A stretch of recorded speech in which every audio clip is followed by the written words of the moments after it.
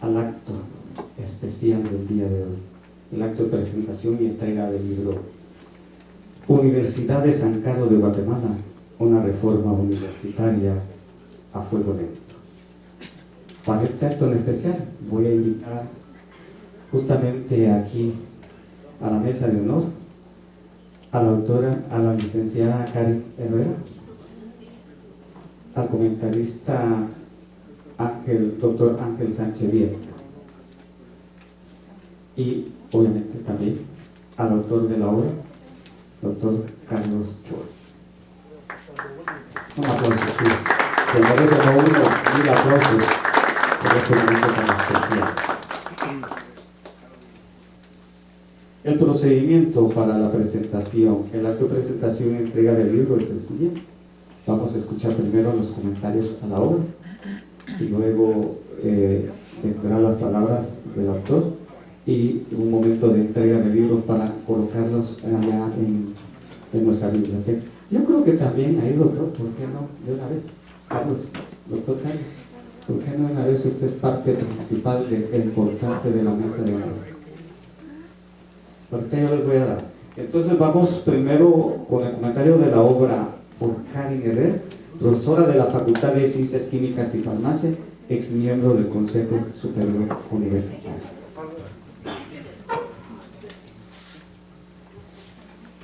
Bien, muy buenos días, el doctor Carlos Chua, doctor Ángel Sánchez Viesca, distinguido público presente. Es un gusto observar a algunos de los actores que aparecen en este libro como parte del público que hoy acompaña. Quiero agradecer al doctor Carlos Chua el honor que me hizo de invitarme a participar en esta presentación del libro Universidad de San Carlos de Guatemala, una reforma universitaria a fuego lento. La lectura de este libro trae a mi memoria muchos recuerdos desde mi ingreso a la universidad en 1985 y al mismo tiempo la impresión de que comparto algunos de los puntos expuestos en el mismo. Con relación a la hoja de vida, la amplia hoja de vida del autor, puedo mencionar: el doctor Carlos Chua ingresa a la Universidad de San Carlos en el año de 1972 a la Facultad de Ciencias Médicas. Ahí en la universidad también trabajó como auxiliar de contabilidad en rectoría.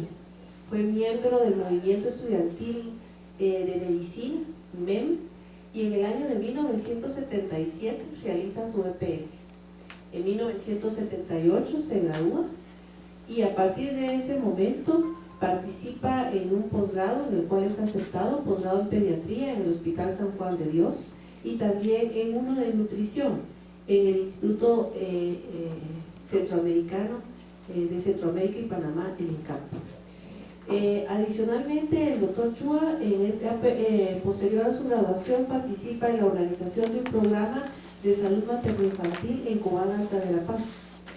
En 1980, debido a la situación política en el país, en época del conflicto armado, sale al exilio a México, y allá en México se da cuenta que la Universidad de San Carlos de Guatemala es respetada en los círculos académicos. Regresa al país en 1983 y se da cuenta que algo ha cambiado en Guatemala y en la USAC. Posteriormente, a partir de 1994, vuelve a ser docente universitario como lo fue antes de salir al exilio y ocupa diferentes puestos. Fue candidato a decano, fue secretario académico de la Facultad de Ciencias Médicas, adicionalmente fue secretario académico, como les mencioné, es secretario general también del CINDIBUSAC, es representante ante la JUPA, entre otros importantes cargos. Y bien, de la lectura del libro del doctor Carlos Chua, como bien lo mencionaba al inicio de esta presentación, el libro nos permite remontar momentos históricos pero también actuales. El año pasado, como ya se mencionó, se celebró el centenario de la Reforma de Córdoba, que se llevó a cabo en 1918, pero también conmemoramos los primeros 50 años de los movimientos estudiantiles de 1968. Y estos dos momentos históricos nos permitieron, o nos permiten aún en este momento, tomar la reflexión de qué es lo que está pasando con la universidad contemporánea, y es algo que se expresa en el libro. ¿Qué pasó con la función crítica de la universidad? ¿Cómo podemos retomar esos postulados positivos expuestos por la universidad que en antaño eran utilizados para hacer frente a las situaciones problemáticas? ¿Cómo retomarlos actualmente frente a los desafíos presentes y frente a los desafíos futuros? Se puede decir que una reforma universitaria no debe responder a los mandatos mercantilistas. Una reforma universitaria debe reapropiarse de ese espíritu crítico para hacer frente a este mundo que se ha visto opacado frente a los desafíos y postulados neoliberales. Parafraseando a Jorge Mario Rodríguez, filósofo guatemalteco que me brindó algunas lecturas para esta presentación, él dice que vivimos tiempos en los que las personas, o un buen número de personas, parecen alienadas, y a esto no es ajena la Universidad de San Carlos de Guatemala. Según nos dice Buenaventura de Sousa Santos, la universidad es un espacio público privilegiado, un espacio abierto que nos debería permitir el debate y la discusión crítica de las ideas. La universidad debe estar ligada al desarrollo de orden social, consistente con una conciencia humana crítica y el avance del saber. En este contexto, tal y como se presenta en el libro, se insiste en que la Universidad Latinoamericana ha promovido la autonomía de orden social y política de la sociedad. Hay un capítulo dedicado a los diferentes movimientos estudiantiles, algunos sobre los cuales se ha priorizado comentario en Latinoamérica. Y entonces es necesario recuperar y actualizar los postulados de la Reforma de Córdoba. Se puede decir que el pasado ofrece las rutas para repensar las posibilidades frente a la crisis que se enfrenta y tratar de rescatar esta crisis para que no sean ensombrecidas las generaciones futuras. Como afirmó Fernández de Liria, enfrentamos un contrasentido. Hoy en día tenemos disponible la información, pero al mismo tiempo existe la corrupción de la información y son tiempos de posverdad. En ese sentido, podemos decir que un sector de la sociedad es afín a la educación de tipo neoliberal y hace pulsos por apropiarse de la ideología tecnológica científica, y también se permite requerir que el capital humano se forme de acuerdo a los requisitos que ellos proponen.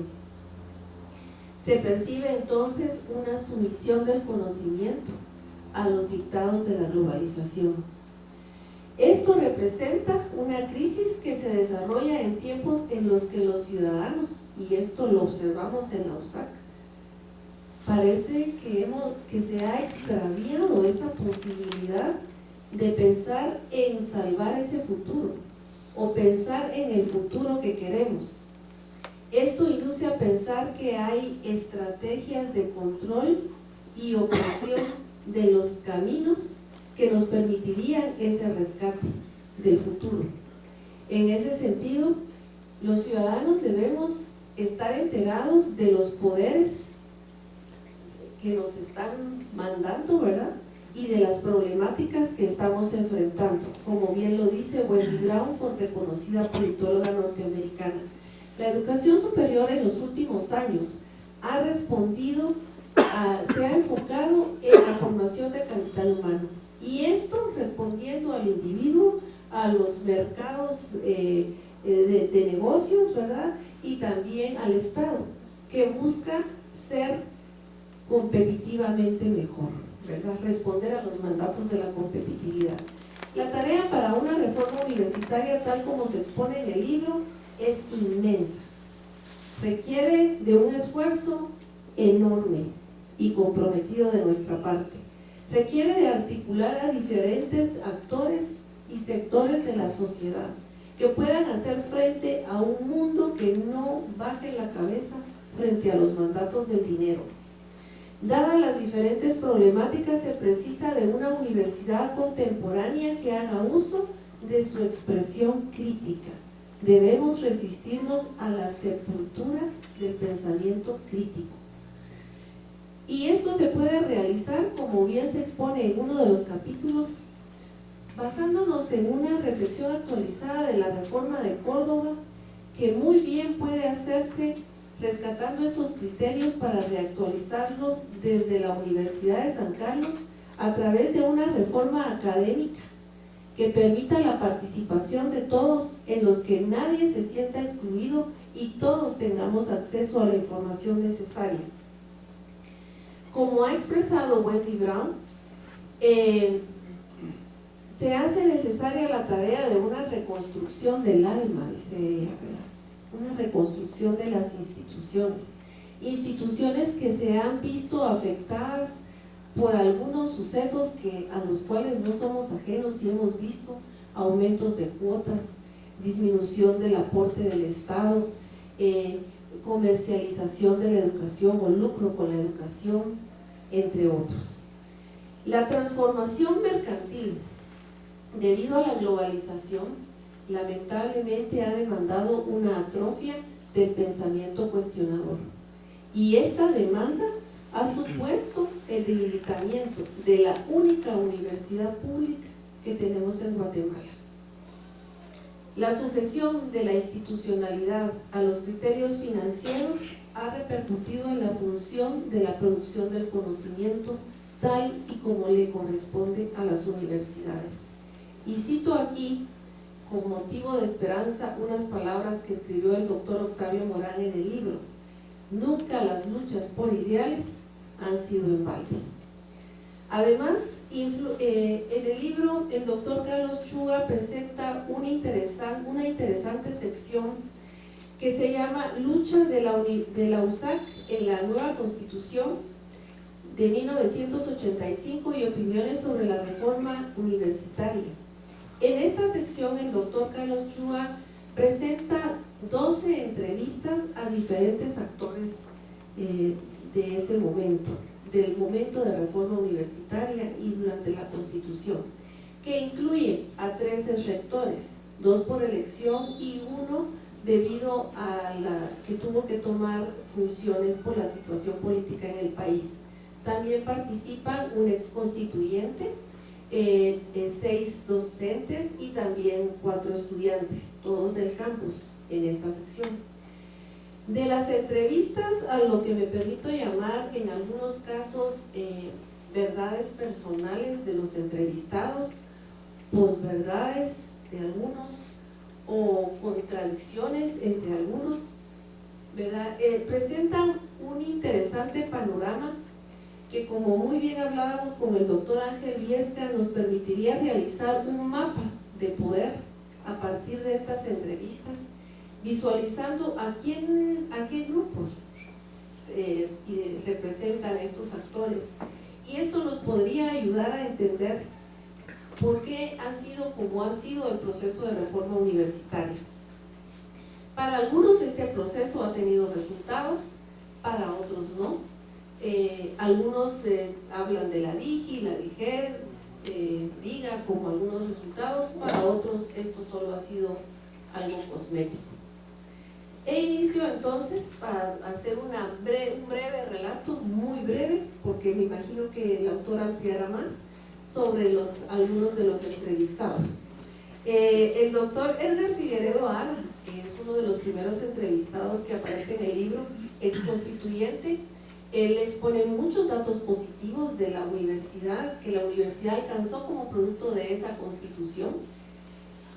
Y uno lo ve como, uno hasta imagina cuando a través de la lectura ese momento como que se interna en esos espacios y lo ve con mucha esperanza. Sin embargo, me llamó poderosamente atención, y cito textualmente lo que escribe al final: lo que intentamos salvar no se logró. Estas palabras fueron muy fuertes cuando las leí. El exrector, el doctor Eduardo Meyer Maldonado, también responde a la entrevista, quizá de una manera como lo esperamos quienes no hemos tenido la oportunidad de conocerlo personalmente. Señala la defensa de la autonomía y se hace referencia a la ocupación de la USAC precisamente en el año que ingresé a la universidad, y la participación de la USAC en las diferentes comisiones de postulación y en otras representaciones o espacios de a nivel nacional. Y me llama la atención que él dice: los representantes a un principio fueron ideales, después ya no. Menciona sobre la incidencia de los partidos políticos en la universidad. Curiosamente, él después también fue diputado y exministro de Educación. Y para algunos alcaldistas, con él inicia la serie de periodos rectorales a cargo de una estructura, ¿verdad?, que aún está hoy en el poder. Luego hay una entrevista con el doctor Alfonso Fuentes Soria, ex vicepresidente y ex rector.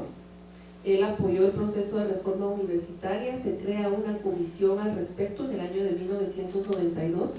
Esta comisión logró hacer un informe con más de 63 propuestas que le fue entregado al siguiente rector, el doctor Jafet Cabrera, que no priorizó este informe, solo tomó algunos elementos que logró materializar y luego quedó engavetado.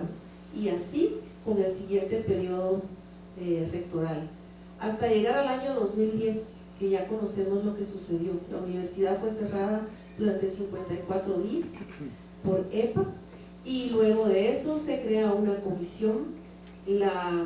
También el doctor Ángel Viesca me hacía recordatorio sobre una imagen que aparece en el libro, y es una imagen histórica: la firma de ese acuerdo compromiso para realizar la reforma universitaria. Aquí aparece el exrector en ese entonces, Estuardo Gálvez, y el siguiente rector, Carlos Alvarado, y Monseñor Quesada Toruño, que en paz descanse.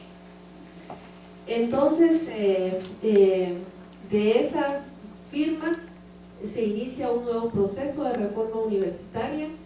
9 años después, aún no ha sido proclamada, ¿verdad?, la reforma universitaria. Aparece en el libro también una entrevista con el doctor Mario Moreno Cámbara, exdecano y exrector en funciones. Él contradice algunas de las informaciones que nos facilita el doctor Eduardo Meyer.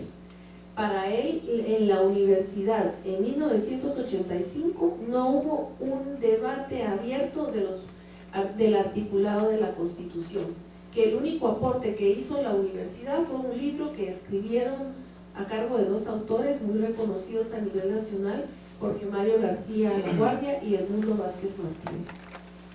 Él también indica que la universidad, la estructura administrativa que tiene es debido a lo que la ha mandado, que es la Constitución y la Ley Orgánica. En 1986 él hace referencia a que hubo un intento de actualizar esa Ley Orgánica que finalmente fue olvidado. Se cita en el libro al doctor Carlos Martínez Durán, quien dijo: espero que esta generación de profesionales no sea, después de graduados, ciudadanos acríticos, y peor aún, que sigan pensando que la universidad está bien, que no necesita cambio alguno. Estas palabras son fuertes y muy profundas. A través de las entrevistas también se logra visualizar que hay una unidad académica donde los estudiantes siempre se han pronunciado, y es la Facultad de Agronomía. De los movimientos que han despertado ahí, ellos han exigido también el proceso de reforma universitaria. Acá tenemos entre el público a uno de los actores entrevistados, Luis Roberto Orellana, quien ha ocupado importantes cargos estudiantiles. También voy a hacer referencia a una de las entrevistas. Fue mi profesor, cuando fue mi profesor no sabía que él estaba involucrado en este tipo de actividades, un poco controversial para algunos, para otros no. El licenciado Óscar Álvarez Gil, Coco Álvarez. Y lo cito y hago referencia a él porque fue electo 7 veces para ser miembro del Consejo Superior Universitario. Suponiendo que los periodos fueron exactos, estuvo aproximadamente 14 años en el Consejo Superior Universitario. Pero me llama también poderosamente la atención que él dice que no se ha llevado a cabo la reforma universitaria porque no ha habido voluntad política. Menciona, entre otras cosas, que el poder en la universidad se ha ampliado, está extendido, y quienes hacen uso de ese poder no están dispuestos a dejarlo. Entonces no van a facilitar el camino para realizar una reforma universitaria. Nos menciona a los docentes y hace referencia a una palabra dura, dice, la voluntad política de los docentes está comprada. Ya no los ven como antes. Para él, el más reciente proceso de reforma universitaria de 1992 es igual, el proceso más reciente, es igual al de 1992. Y si retomamos lo que les decía de que hagamos un mapa del poder al interior de la universidad, ese mapa nos daría la respuesta. Quizá lo que se ha afinado sean las estrategias de dilación del proceso y desmotivación, ¿verdad? Desde los centros universitarios también hay opiniones en este libro. Hay un docente del CUNOC que expone que en los centros universitarios se conoce poco, llega poca información y que suelen responder a los mandatos del director por temor a represalias, pero ellos tampoco son ciegos, ellos también ven muchos de los problemas que algunos sancarlistas también vemos. Ven la cooptación, ven la falta de interés, ven la incidencia de los partidos políticos, entre otras cosas. La iniciativa más reciente de reforma universitaria es comentada por el ingeniero Itzep, también presente aquí en el público. Para quienes han participado en la iniciativa más reciente han habido logros. Para otros que no han participado directamente, quizás no los perciben. Los estudiantes entrevistados y que han estado involucrados en el movimiento de reforma universitaria mencionan que han presenciado obstáculos, han padecido estos obstáculos. Algunos han sido criminalizados, otros se han graduado y pues ya no está dentro de su tiempo poder promover este tipo de movimientos, otros deben no ser graduados y otros fueron absorbidos por el sistema. Se les ofreció un empleo, con esto se comprometieron y quedaron en silencio. Abder Cotón indica que la organización estudiantil existe, sin embargo falta aglutinamiento. Los estudiantes perciben que el proceso va, aunque quizá necesite ser acelerado. Y finalmente se presenta una cronología entre lo que yo voy a comentar, una cronología sobre el proceso de reforma universitaria.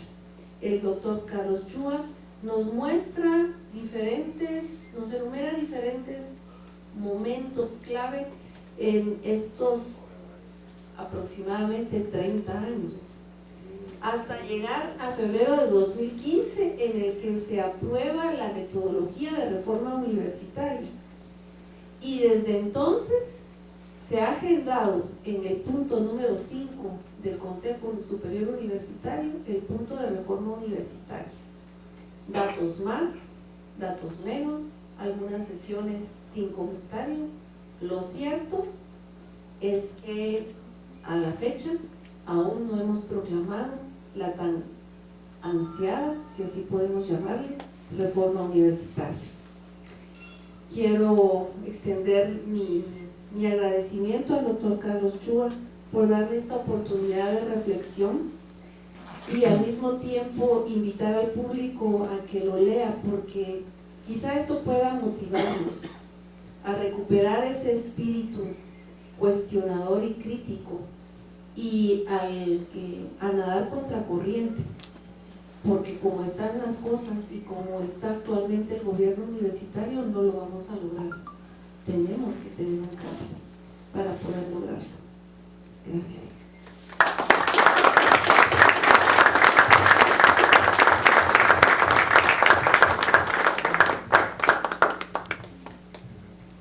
Pues muchas gracias por esos comentarios tan acertados de licenciada Karen Herrera. Ahora vamos a presentar al segundo comentarista, el doctor Ángel Sánchez Viesca, doctor en Salud Pública, exfuncionario de Planificación de la Universidad de San Carlos de Guatemala.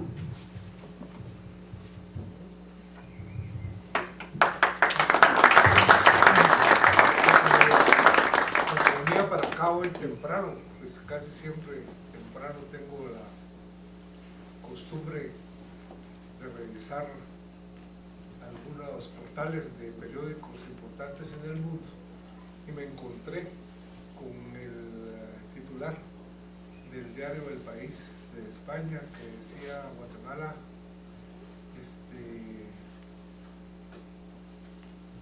aceptó ser tercer país seguro, y exactamente decía: Guatemala cede ante las amenazas de Trump y acepta recibir más refugiados.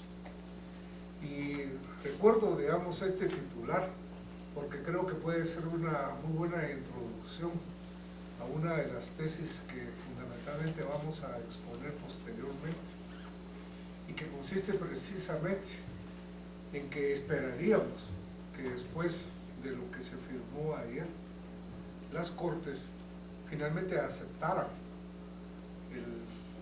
por unos denominado acuerdo, por otros exigido como un tratado, pero que finalmente va a ser aceptado, digamos, por la Corte Suprema de Justicia, porque son, digamos, y han sido, digamos, desde el 92 para acá, funcionarios electos por los partidos políticos que han terminado de corromper y poner en la orilla de la desgracia a nuestro país, precisamente con la anuencia, o digo, a partir de la instalación de las comisiones de postulación, en donde la Universidad de San Carlos, digamos, ha participado, obviamente que ha participado de una forma decidida y comprometida, digamos, con estos poderes. Eso lo vamos a tratar de elucidar seguidamente.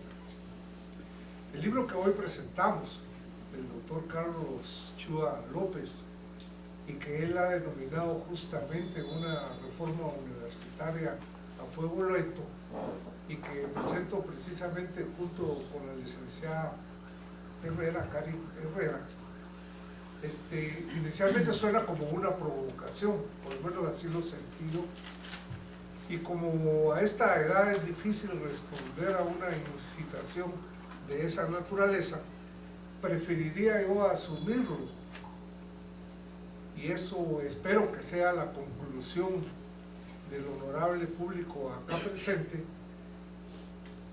de quien esperamos que también, como lo dijo la licenciada Herrera, se tomen el favor de estudiarlo, digamos, profundamente, sea más bien como la introducción a un debate, de reforma que a nuestro juicio requiere la Universidad Nacional Autónoma, Pública y Autónoma de Guatemala, 10 años después del último intento, que el último intento fracasara, de acuerdo con lo que el libro relata. Ubicar en un primer momento, digamos, la participación del primer presidente de la Revolución de Octubre, el doctor Juan José Arévalo, entre el nacimiento de la Universidad Nacional de Guatemala y la reforma de Córdoba, es también una audaz correlación.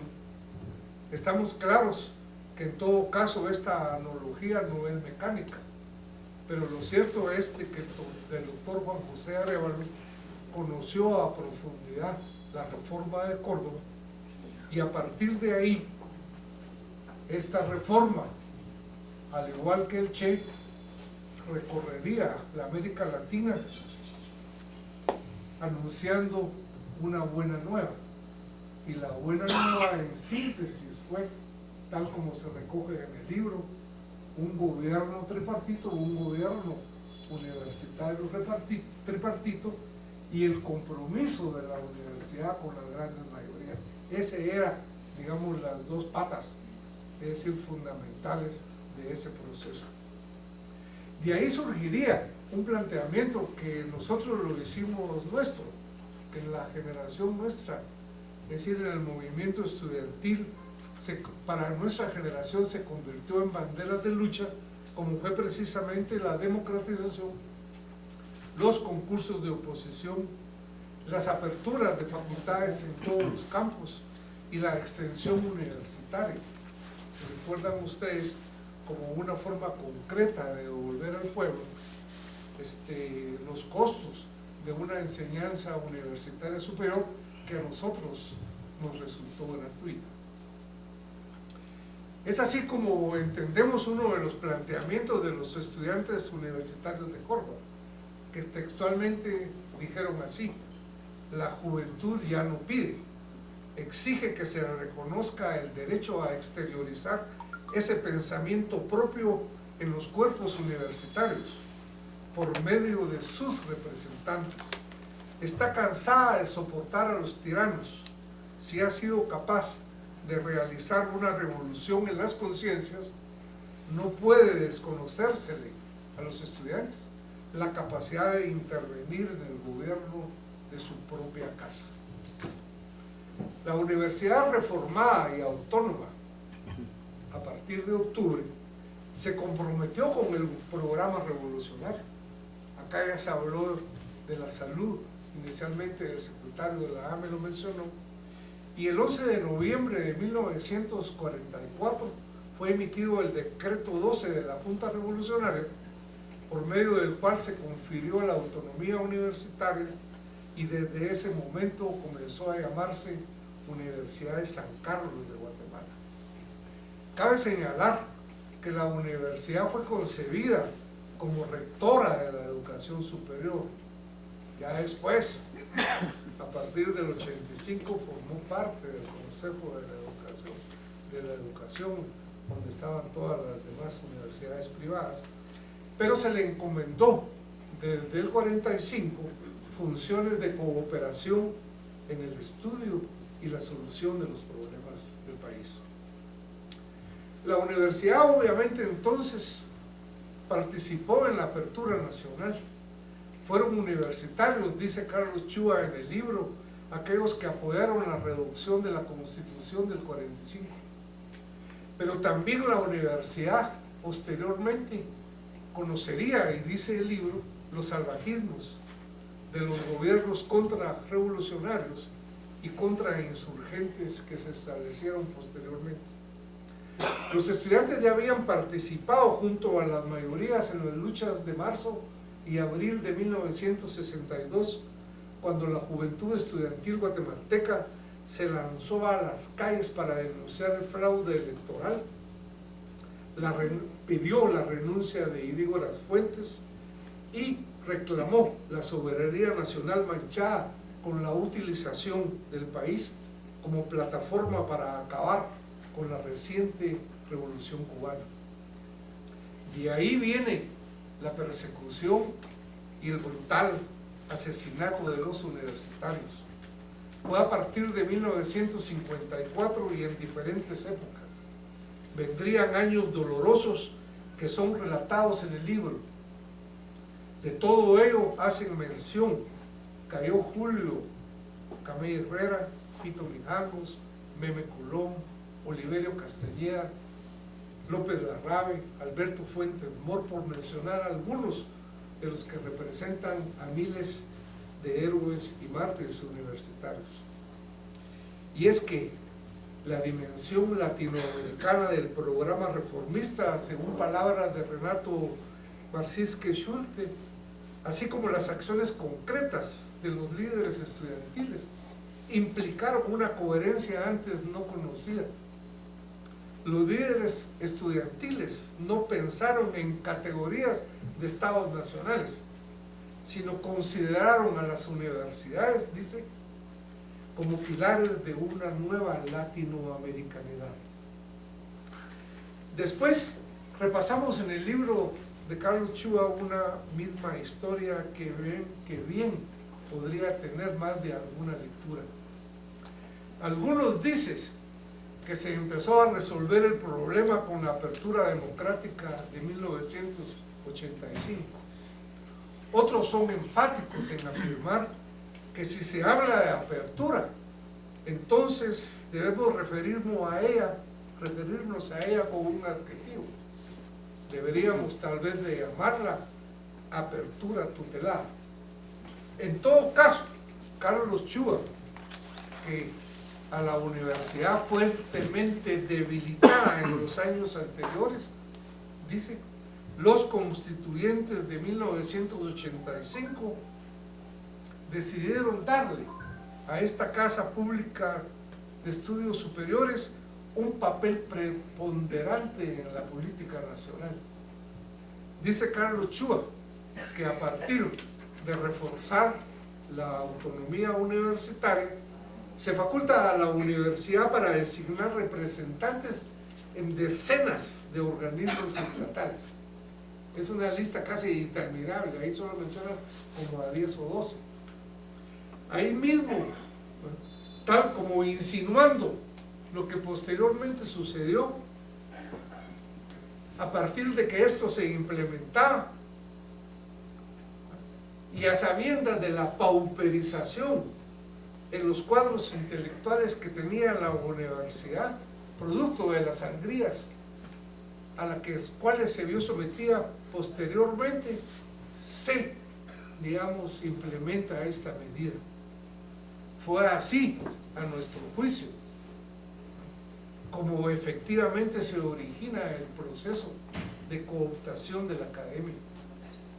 Se declara, y eso se declara enfáticamente en el libro, dirigentes y secuaces se dieron a la tarea de agarrar el lingote de oro que eso significaba que tenían en las manos, por lo que a mí, eso sí es una opinión personal, aquella decisión de los constituyentes finalmente fue perversa. Fue perversa porque corruptos y corruptores se sentaron en la misma mesa y esta decisión paró con terminar con la universidad que habíamos conocido. En este contexto surge la necesidad de la reforma, en el marco de los acuerdos de paz y a raíz de la reforma constitucional de 1992. Ahí dice Carlos Chua que se crea la Comisión Multisectorial de Reforma Universitaria y que leyendo y metiéndose en otros libros dice que pretendía resolver o concretar 7 marcos de reforma: el ser y el deber de la universidad, las necesidades y nuevas realidades sociales, el marco académico, el marco político, el marco administrativo, el marco financiero y el marco jurídico. Las recomendaciones fueron adoptadas, señalan algunos, solo fragmentariamente por el Consejo Superior Universitario. El intento fracasó. Luego, otro intento. Este es el movimiento de reforma de finales de la primera década del nuevo siglo con los estudiantes por la autonomía.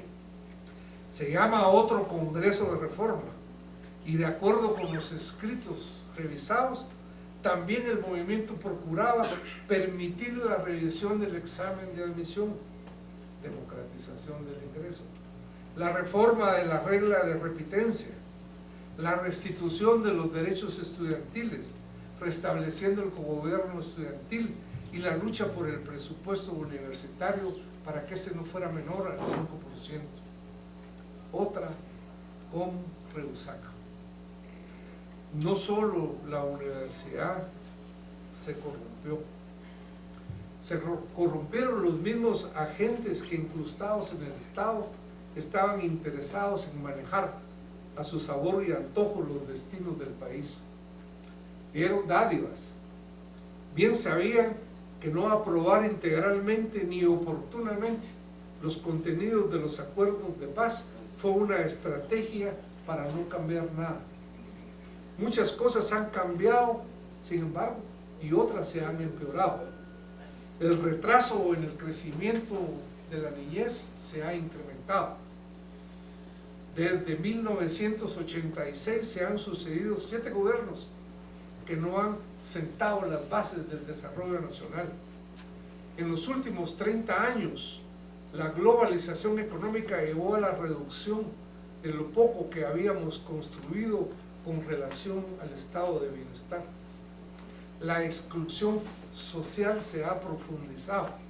Casi 3/4 partes de la población viven en pobreza y en pobreza extrema. La misma universidad pública sufrió y permitió el embate de la privatización. Hoy vemos sin trabajo a nuestros hijos, a pesar de que nos dijeron que dejáramos aún de comer con tal de propiciar su educación. La destrucción de la institucionalidad pública y avance sin regulaciones de las instituciones privadas son el pan nuestro de cada día. La universidad pública, dice Octavio Morán, no avanzó en resolver ni siquiera sus problemas, ni mucho menos tuvo aportes trascendentes a la vida nacional. Tampoco se avanzó ni se propuso una reforma universitaria, una reforma en el sistema educativo nacional. La reforma universitaria en todos los países, si se revisa el libro, plantea objetivos y contenidos que van más allá de sus propios muros y termina entonces preguntándose, Morán, ¿dónde está el movimiento estudiantil? Es por ello que el libro de Carlos Chua, y con esto termino, es una invitación al debate de la reforma universitaria, al menos sobre el contenido de los cambios que en la universidad esperaríamos en la actualidad. En este sentido, yo me atrevería a decir, o por lo menos quisiera compartir con ustedes la visión, que veo a una universidad propositiva producto de la investigación de los fenómenos sociales. Una universidad que efectivamente, con la instalación de un modelo que se preocupe efectivamente por la instalación de un modelo económico y social en beneficio de la población. Una casa de estudios que, diría yo, retomando el movimiento hoy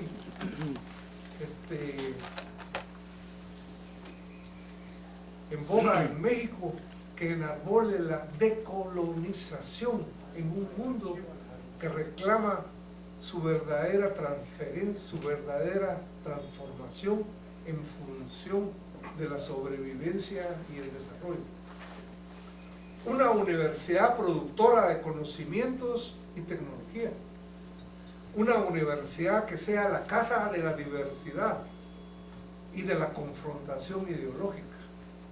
Una universidad que cuente con el debido financiamiento público, que sea prioridad la educación superior en las políticas públicas, una universidad libre de corruptos, una universidad que reclame cuentas día a día, una universidad, y como dijo la licenciada Herrera, que con la mirada en Córdoba haga suya la democratización del conocimiento y la participación de todos los actores en la construcción de la nueva sociedad. Una universidad en que la autonomía sirva, pero para realizar estos proyectos. Bienvenido el libro Una reforma universitaria a fuego lento. Felicitaciones a Carlos Chua y a su colaborador, el doctor Octavio Morán. Nos haces retomar el tema que hasta nosotros probablemente ya habíamos olvidado. Adelante.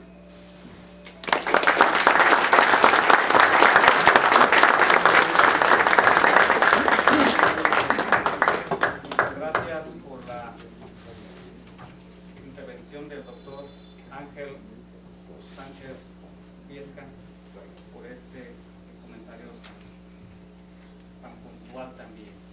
Es un momento muy especial ahora de parte de la Asociación de Médicos y Escritores hacer la presentación pública del libro del doctor Carlos Chua, Universidad de San Carlos de Guatemala, una reforma universitaria a fuego lento.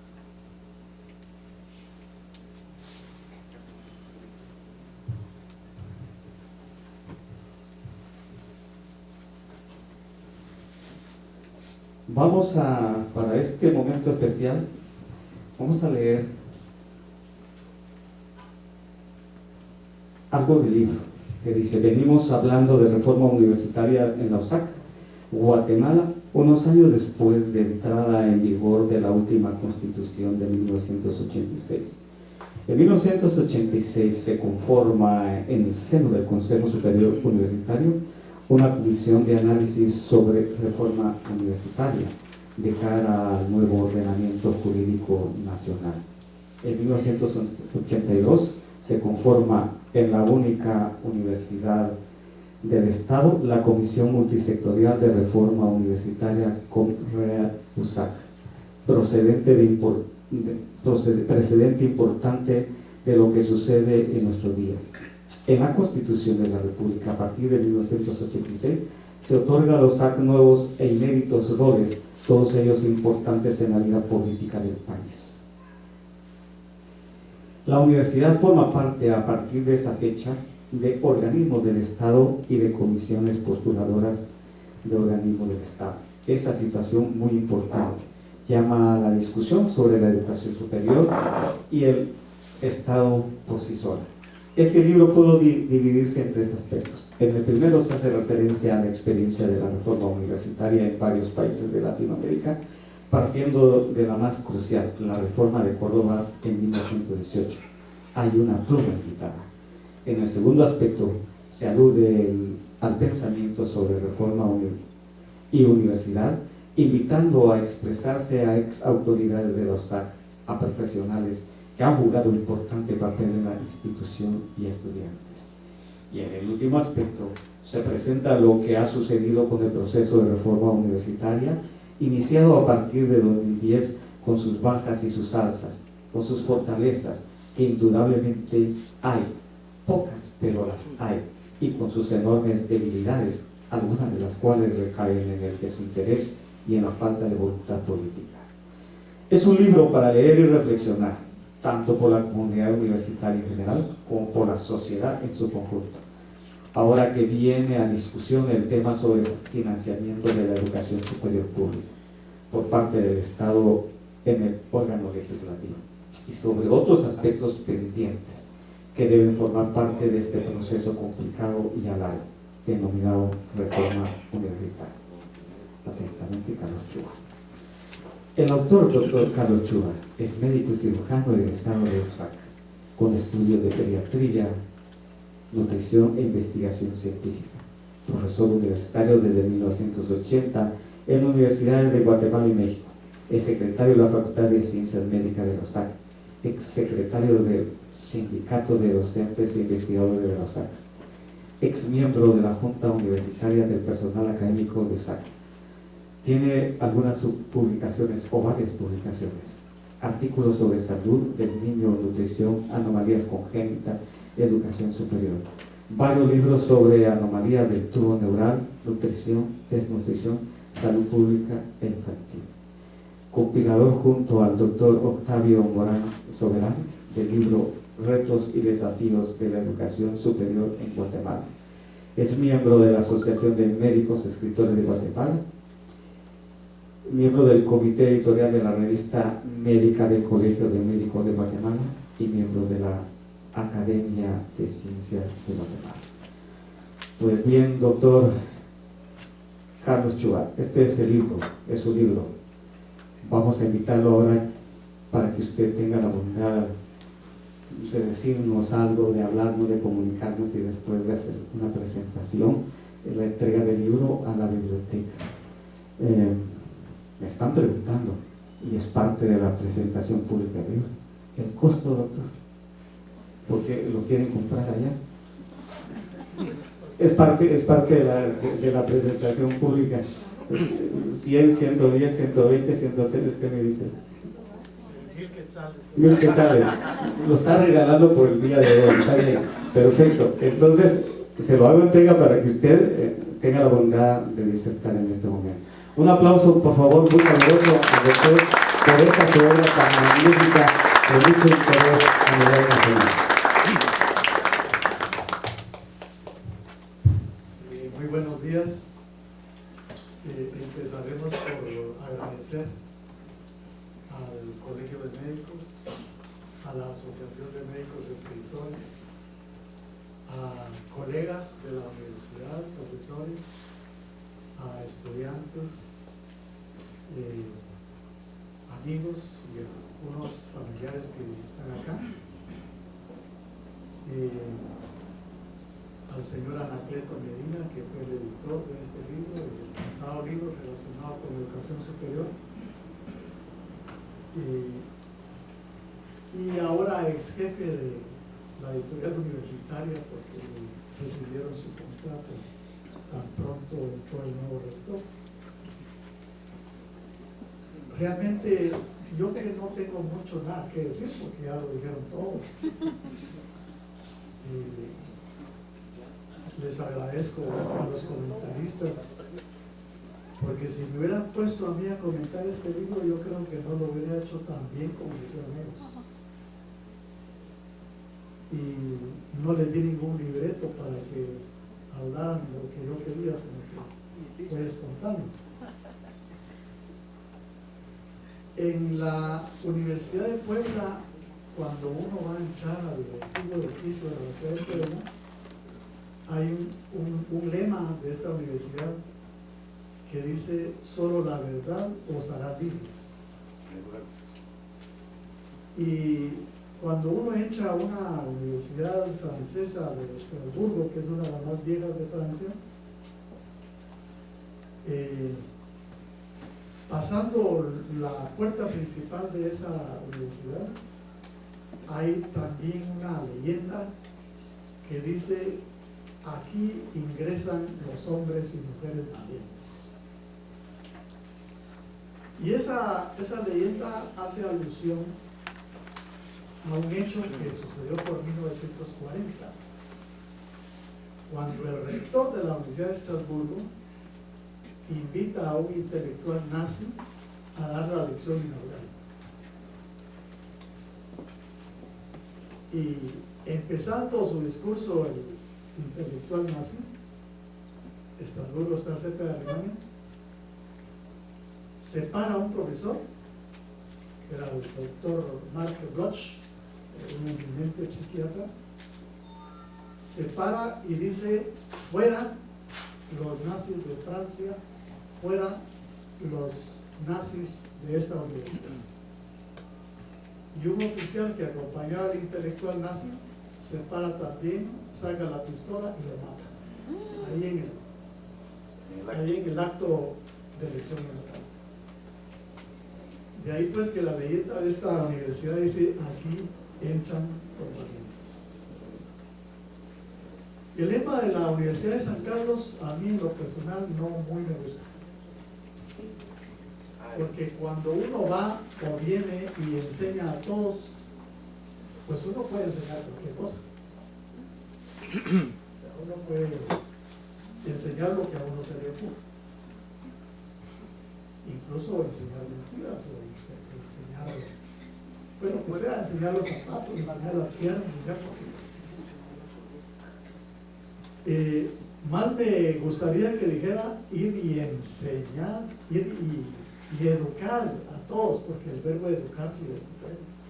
oír y aprender de todos, porque eso da una connotación de inclusión. La reforma, el proceso pues en la vida moderna que surge de la Constitución de 1985 y que hay un constituyente de esta nueva Constitución que aún está vigente, contempla cambios importantes para la USAC. Y dicen los entrevistados, bueno, la USAC había sido fuertemente reprimida en los últimos años del 70 y primeros del 80. Y a la universidad había que rescatarla. Había perdido mucho de su intelectualidad con la represión. Muchísimos se tuvieron que ir, incluyéndome a mí, que estaba joven para ese entonces. Más joven, sí. Y entonces había que reivindicar a la Universidad de San Carlos. Y la primera reivindicación que hacen los constituyentes fue modificar su presupuesto. El presupuesto, a partir de ser aprobada esa Constitución, tuvo suelo, pero no tuvo techo, y sigue siendo así. Dice no menor del 5%, o sea que del 5% arriba. Y entonces los constituyentes de esa época, pienso yo, en parte provocados por el dinero, ¿verdad? ¿Y ahora qué vamos a hacer con tanto dinero? O bien por algunos privilegios que se le empiezan a otorgar a la universidad, de formar parte directa de organismos del Estado. La universidad tiene suplente y titular en la Corte de Constitucionalidad, imagínense ustedes, un órgano creado en la Constitución del 85. La universidad pone un titular y un suplente, y lo pone también en la Junta Monetaria y lo pone también en el Seguro Social, aunque en la Constitución del 44 ya lo del Seguro Social estaba contemplado. Y eso hace que el rector en ese entonces piense, bueno, ahorita tenemos una universidad diferente, privilegiada, para mí privilegiada, y entonces vamos conformando un proceso de reforma y se crea una comisión de análisis de la reforma universitaria en base a esa coyuntura. Esto no da frutos.